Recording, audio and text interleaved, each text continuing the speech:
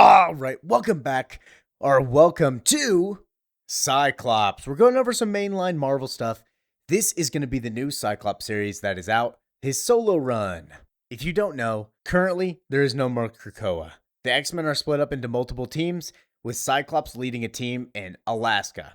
His team's got about 7 to 8 members, depending on how you want to count it. Currently, it's him, Magneto, which you might be shocked if you have not caught up with some of the X-Men, but yeah, Magneto's part of the team. Beast, Magic, Psylocke, Juggernaut, yes sir, one of my favorite characters in this, Kid Omega, and Temper. So with that, let's hop in because we're going to see how is Cyclops going to live his life and what challenges is he going to face. Because in this issue, Cyclops is going to lose his visor and not be able to control his powers. So we start at A.I.M in Romania.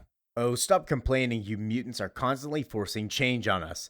These A.I.M soldiers have a new bioweapon. Of course, everybody in the entire world will always hate mutants. We're returning the favor. This is what you came for, right? SR-302 prototype. It will alter your gene expression to anything I wish. Mankind will always make weapons against mutants. Sentinels, bioweapons, etc. Inhibitor collars. That's a good one. Everything they can to stop Homo Superior. Right now, I've instructed it to only allow you to breathe sulfur dioxide. Perfectly logical evolutionary adaptation if you live on Venus.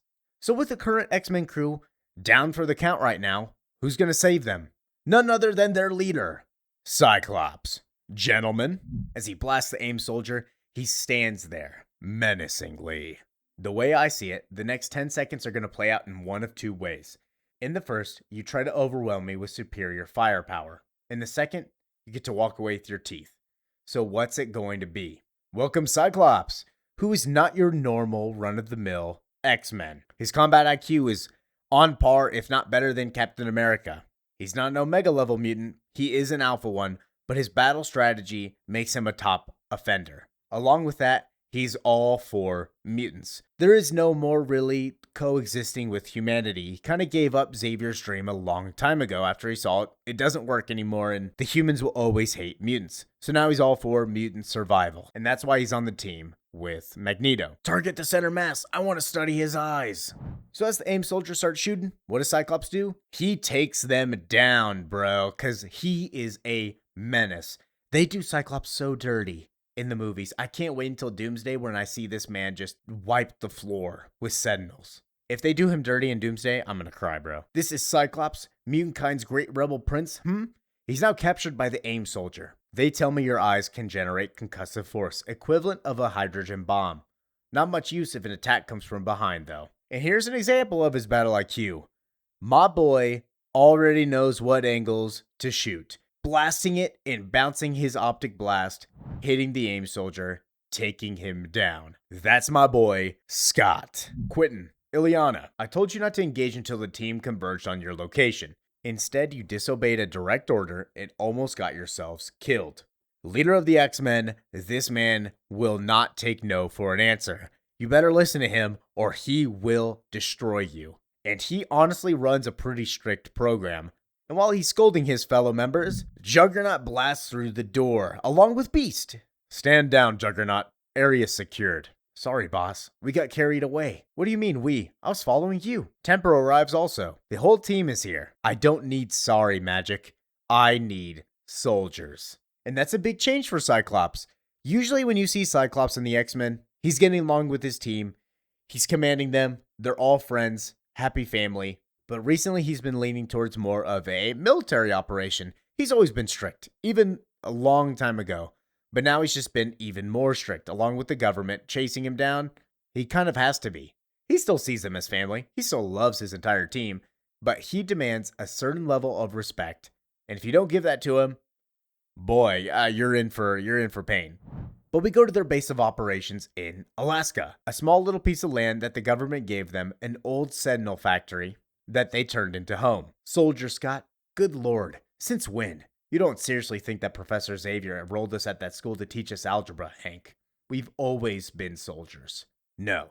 I remember dancing, laughter. Our enemies don't get to define us. Do you need something, Hank? I came out here to clear my head. These two have known each other for a very long time, and he's scolding Scott. Hey, Come on, man. You can't just treat us like soldiers. You know that we're family. We're more than that. Chief Robbins came by with this. She would like to politely remind you that the Merrily Police Department has better things to do than take messages for us. And so reading it, he opens it up.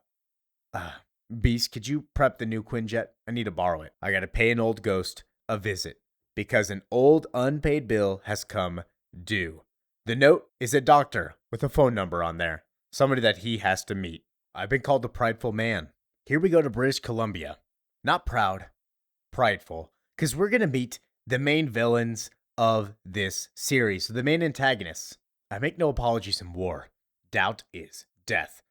But have I eared from time to time? Certainly. I'm only human. Well, perhaps not anymore. In any case, it is certainly true that I've kept questionable company. I had such high hopes for the first Reavers. Who are we meeting with? Well, this is Donald Pierce, a man obsessed with cybernetic enhancements, and that's what he gave the Reavers, making them into what he calls perfect mutant hunting killing machines. What could be better? And here we pick up with him currently working on people, turning them into Reavers. The flesh was fickle. Hate was never a problem for the original Reavers. They hated just fine, but they never believed. Not like me. As we see him standing in a room with around 6 bodies, all cybernetics that he's working on. Not like you, my new Reavers. You see, I've come to believe that we must not hate the mutants. They are a resource. With discipline, they can be humanity's sacrificial organ. Go where we should not. Build what we cannot. We will put the mutants to work for us. We will make them dig for fabulous treasure. But we must hold the whip hand. We must be stronger than they were. That is his belief. Turn the mutants into slaves. And the way to do that is to turn Homo sapiens into stronger, better functioning humans by cybernetic enhancements, including himself. Are you asking for another comfort break, Philip? I'm afraid that boat has sailed. And so while this man calls out for pain, this hurts. I need something for the pain. Please. Pierce says, fine, you know what? Of course. You're all so young and I've asked so much of you. So he blasts him in the face, killing him, while the other Reavers look in shock and decide not to say anything. I found you all in the gutter. I promised you lives of consequence. All I asked in return was absolute commitment. So is anyone else wavering? With one of these Reavers grabbing a drill and putting his jaw in place, whirling it on. Attempting to speak, Pierce walks up to him. I'll say, you chosen a name for yourself, son? No, I haven't. You will be Tearjerker. Leaving the Reavers, we go back with Cyclops, who's now in Nebraska, where we see the destroyed remains of the Essex State Home, where Nathaniel Essex, also known as Mr. Sinister, experimented on kids. They're going to build a Roxxon data center. Nice. I didn't think you'd come. You were always kind to me, Dr. Hanover. I don't think I was. I tried to make your life at the orphanage bearable when I should have just loaded you into my car and drove away. The reason that Cyclops came is because him and his brother grew up here. It's been years. I barely think about this place, honestly. What happened to you was a crime. The drills, the discipline. I don't know why you were singled out like you were, but sometimes this place felt like a machine designed to break your spirit in particular. And that's because he kind of was.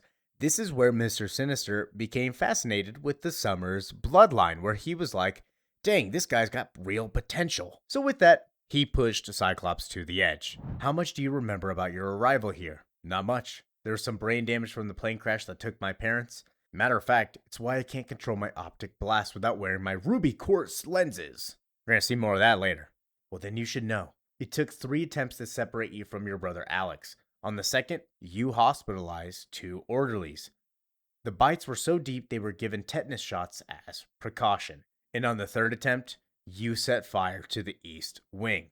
Which Cyclops says, that doesn't sound like me. Are you sure? Alex never mentioned any of this. Everybody who spent any time here had gaps.